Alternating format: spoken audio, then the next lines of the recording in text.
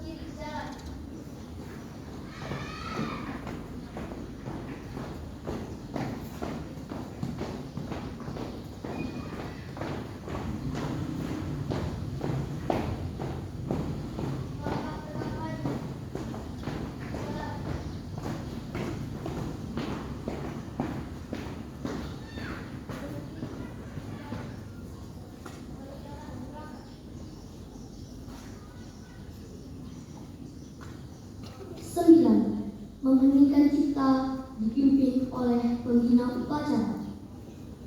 Marilah sama-sama kita mengheningkan cipta. Mengheningkan cipta, mulai.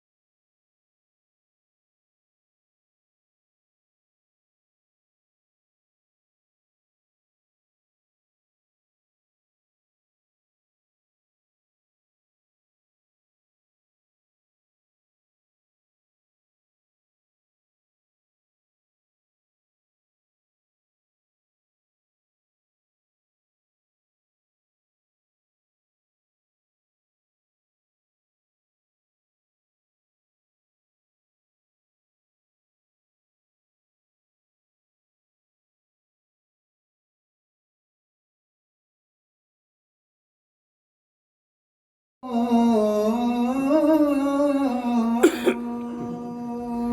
an la ilaha illallah. Itulah hari kemerdekaan kita, hari merdeka nusa dan bangsa, hari lahirnya bangsa Indonesia.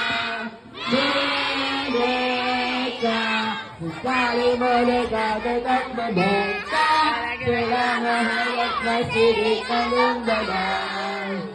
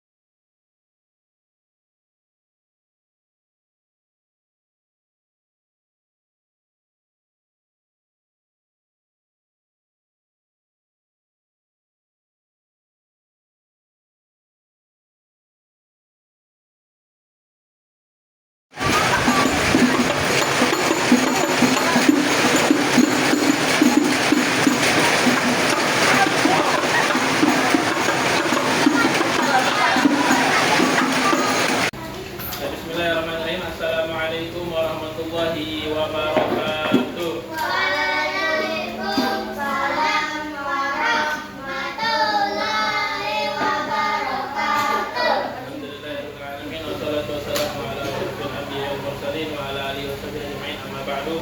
Saya bina nafsa sunatan bi qiraati basmalah.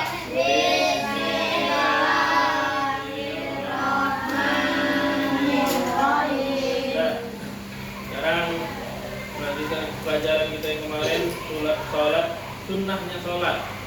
Sunnah sholat di halaman 30. Dan buku halaman 30.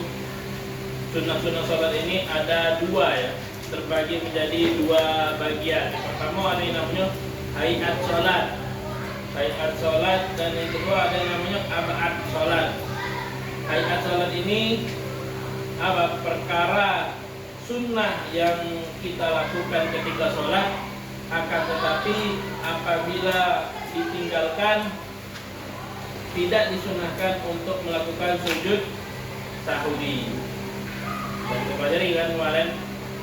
Kemudian kalau ab'ad sholat, yaitu sunnah yang dikerjakan ketika sholat, apabila kita tinggalkan itu membuat kita untuk melakukan yang namanya sujud sahwi.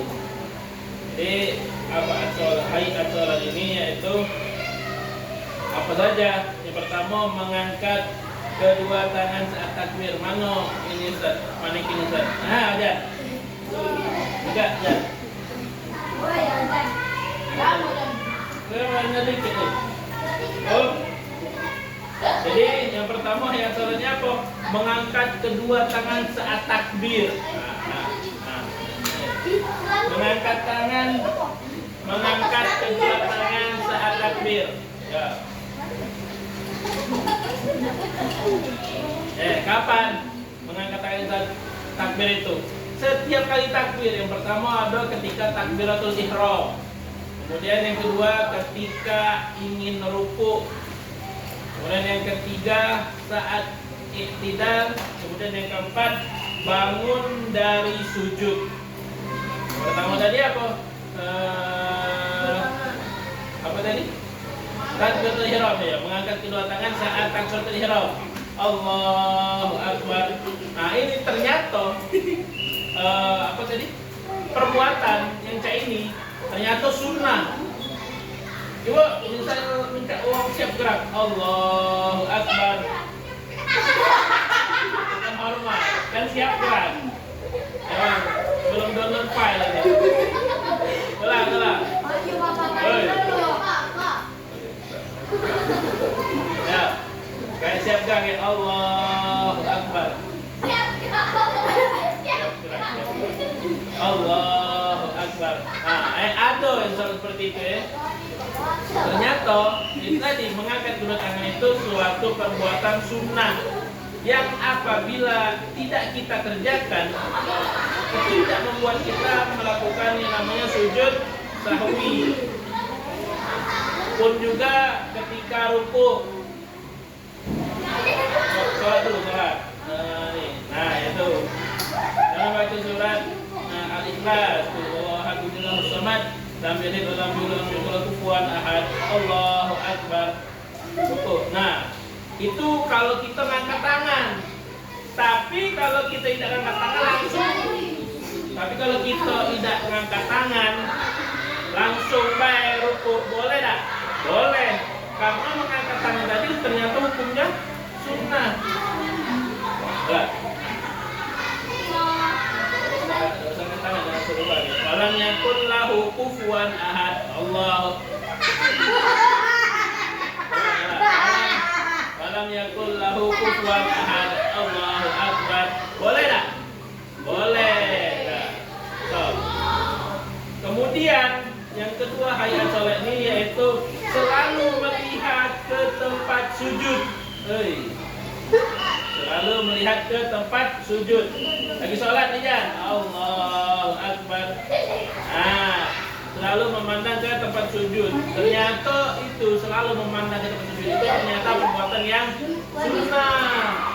Ustaz, berarti boleh Ustaz kami nak nyok ke langit? Ya boleh, cuman ngakui. Contoh Jan, tidak memandang ke tempat sujud. Jadi banyak kipas kan?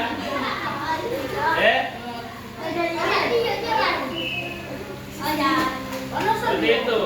Disunahkan setiap keadaan saat sholat selalu melihat ke tempat sujud kecuali pada saat kapan? Pada saat tahiyatul tasyahud awal. Ketika bacaan asyhadu alla ilaha illallah, mata yang tadi melihat ke tempat sujud pindah ke telunjuk, melihat ke telunjuk. Contoh-contohnya. Contoh baik langsung. Tidak usah, tegak inilah ibarat tegaknya tahiyat. Ingat tempat sujud lah, asyhadu alla ilaha illallah. Nah, mata tadi ke sini Jan. Karena salah satu sunnahnya itu selain melihat ke tempat sujud ada pengecualiannya ketika tasyahud awal ataupun tasyahud akhir. Kemudian yang ketiga hayat sholat apa? Keadaan suara saat membaca bacaan sholat. Kapan? Disunahkan untuk mengeraskan suara pada saat sholat subuh, maghrib dan isya. Ustaz, kami sholat zuhur besar wae. Itu kan pengecualian karena kita ini dalam masa belajar konsisten untuk sholat. Kemudian yang kelima meletakkan kedua tangan di bawah dada setelah takbirul ihram. Ini sering menjadi pembahasan ya. Karena ada beberapa di antara kita itu yang cara sholatnya itu sedikit berbeda. Ini kan harusnya kan meletakkan kedua tangan di bawah dada. Contohnya Allahu Akbar. Di bawah dada tidak. Ya, maksud di bawah dada itu tidak harus di sininya nih. Jadi ada beberapa orang sholat itu gaya ruku punya. Kayak tadi. Kan tangan baik, bahu tidak naik. Mana ini tuh? Nah, ada cek ini. Ada yang gaya siap gerak tadi. Siap gerak. Nah, ada yang sholat yang cek ini. Ada sholat yang gayanya mau megang pedang. Ada yang kiri. Nah, karena pada saat zaman Nabi Muhammad dalam peperangan itu ketika mereka sholatnya seperti itu. Jadi kalau ada musuh tinggal tebas. Zaman dulu kalah saat misalnya ini, ya zaman dulu udah pakai pistol, amanat pistol dari jauh nembak pakai sniper. Karena zaman dulu perang yang pakai pedang ataupun memakai panah, nah itu tadi. Biasanya pulau di zaman dulu itu kalau ketika jamnya sholat, mereka itu mencari tempat yang strategis untuk melakukan sholat. Contohnya di belakang bukit, biar para musuh kalau ada pemanah tidak kena panah gitu. Jadi emang face to face. Kalau ada musuh di depan, serat. Gitu ya. Dia langsung masukin lagi, kan sholat lagi. Tapi normalnya gitu. Tidaklah, karena kita ini dalam keadaan berperang. Kemudian yang kelima, atau keadaan sholat, keadaan duduk saat sholat. Oke.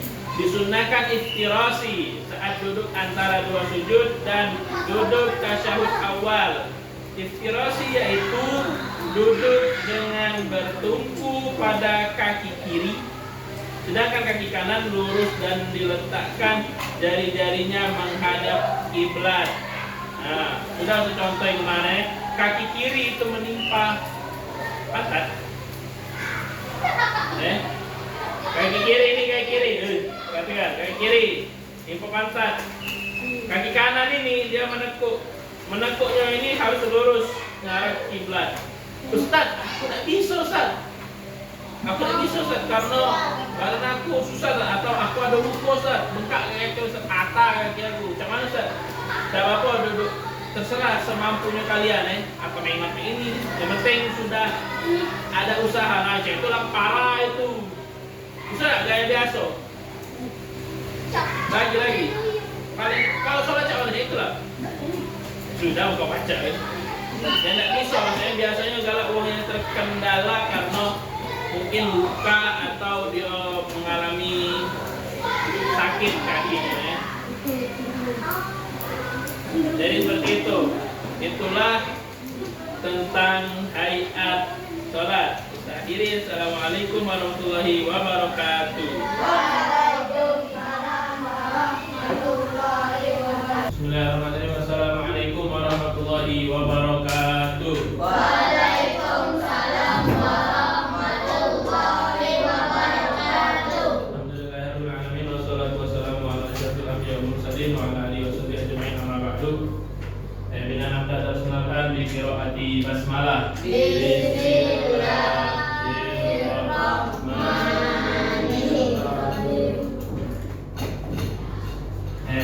Jadi pelajaran ini adalah pembahasan tentang fardu wudu. Fardu wudu ini apa? Hal yang wajib yang harus ada ketika kita sedang berwudu. Yang pertama yaitu niat. Niat ya. Kalau tidak pakai niat, wudu juga itu tidak sah. Niat wudu apa? Nawaitul wudu'a liraf'il hadatsil asghari lillahi ta'ala. Yang pertama itu niat untuk berwudu. Ustaz, kalau pakai niat yang lain boleh tak Ustaz? Seperti contohnya nawaitu toharo, boleh lillahi ta'ala,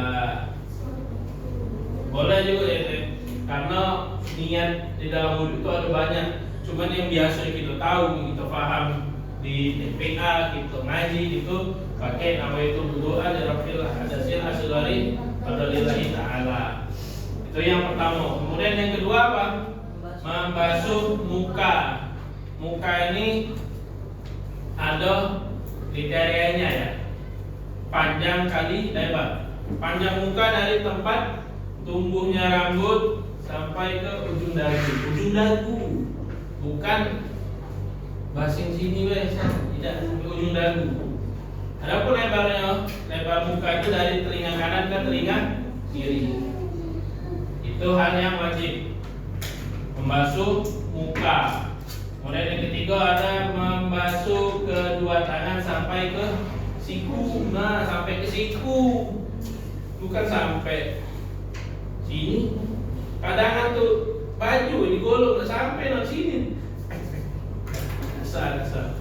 Saya ingat sekali lagi ya. Ano, Ustaz ngawal sholat juga ya hari ini. Nah, sampai ke siku. Ya, siku. Boleh. Ya, karena kalau tidak sampai ke siku, tidak sah. Membasuh kedua tangan. Tangan kanan baik, tangan kiri tidak. Ya, pas tangan kiri baik, tangan kanan tidak. Harus kedua tangan. Kemudian yang keempat itu membasuh sebagian kepala, bukan membasuh sebagian rambut. Karena kalau membasuh sebagian rambut, kasihan orang yang botak. Jadi kalau buzzer dia tidak pernah sholat. Siapa lagi yang botak? Saya tamat dengan sholat. Tuh, jadi yang dibahas ini yaitu wajibnya itu membasuh sebagian kepala. Apalagi kalau kita haji umroh di Mekah itu botak kalau mana kodok tak sah Ustaz? Sah. Karena yang dibahas itu membasuh sebagian kepala, bukan rambut. Nah, bukan rambut. Kepala ini kan. Jangan salah ini kalau masuk ujian masuk ini. Yang kelima, membasuh kedua kaki sampai ke siku, sampai ke mata kaki. Sampai ke mata kaki. Kalau ini cuma salah. Banyak usah lihat sering usah lihat itu. Membasuh yang benar itu kedua kaki sampai ke mata kaki. Mana mata kaki? Ini mata kaki. Jempol. Ini mata kaki. Harus lebih. Ya. Tulang besar yang ada di kaki tuh. Kemudian terakhir tertib. Tertib ini apa? Harus berulang, harus berurutan. Tidak bisa habis cuci rai langsung kaki, habis kaki langsung cuci kepala, tidak bisa. Harus berurutan. Karena kalau tidak berurutan sama saja kita sudah melok loh dari 1 sampai 3. Tapi pas setelah cuci tangan sampai ke siku kita cuci kaki. Habis cuci kaki baru basuh kepala. Nah, salah ini. Yang benar itu harus tertib. Ustaz, kalau aku masuk di sunnah tengah-tengahnya, contoh biasanya kita kalau sudah lihat apa kumur-kumur, boleh tidak Ustaz? Boleh. Yang penting jangan sampai ininya yang terbalik nah, lampunya ini nah, yang wajib ini tidak boleh terbalik. Kalau sunnahnya terbalik terserah. Jadi setelah membasuh sebagian kepala ini ada sunnahnya lagi, membasuh kuping, bukan leher. Kalau kalian lihat ada mau galak sudah masuk rambutnya jauh ini Mbak ya, tempel di leher. Itu sunnah. Yang kita tahu kan, umur, istinjak, masukkan air dalam hidung, kemudian telinga, apalagi? Oh cuci tangan, biasa habis niatin gitu. Tangan. Sunnah itu ya. Membaca doa setelahnya pun itu sunnah. Namanya sunnah kalau kita kerjakan dapat pahala, kalau tidak itu tidak ada apa-apa. Sunnah itu kalau kita kerjakan mendapatkan pahala ya. Tapi sebagusnya kita laksanakan juga yang namanya sunnah. Karena sunnah ini bisa menampal hal-hal wajib kalian ini yang belum terpenuhi. Misalnya gigi kalian bolong, tidak enak ya gigi bolongnya. Enak. Tapi kalau gigi kita rapi, kinclong belum, itu enak. Gigi tidak pernah sakit. Kalau giginya bolong ya sakit. Kamu kayak ini juga. Kalau amalan wajib kita bolong-bolong harus ditampal dengan hal yang sunnah. Paham sampai sini?